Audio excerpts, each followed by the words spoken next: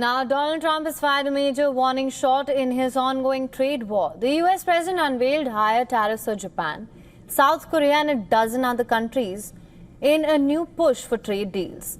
However, he also extended the deadline for the steeper levies to kick in until August.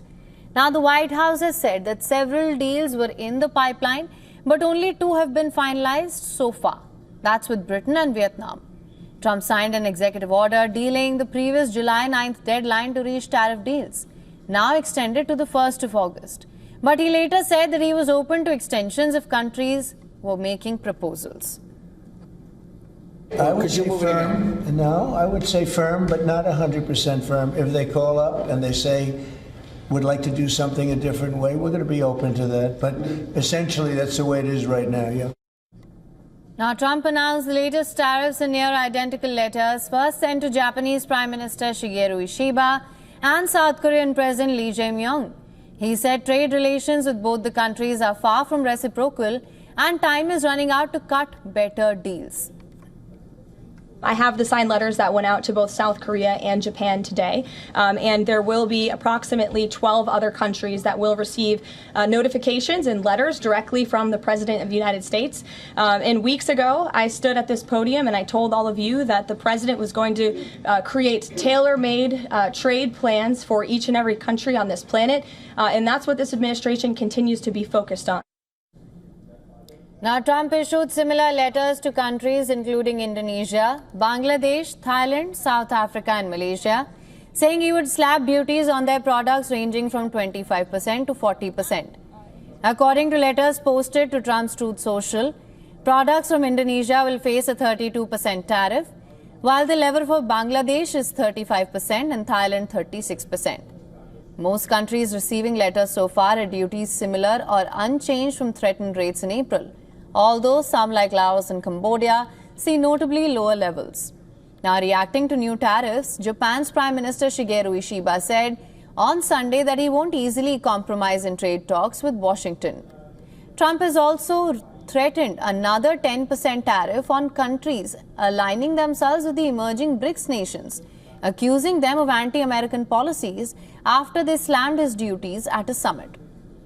Brazil, who hosted the BRICS summit, hit back saying it was irresponsible for Trump to threaten countries with tariffs on social media. President Lula da Silva said the world does not need an emperor, adding that other nations have the right to reciprocate.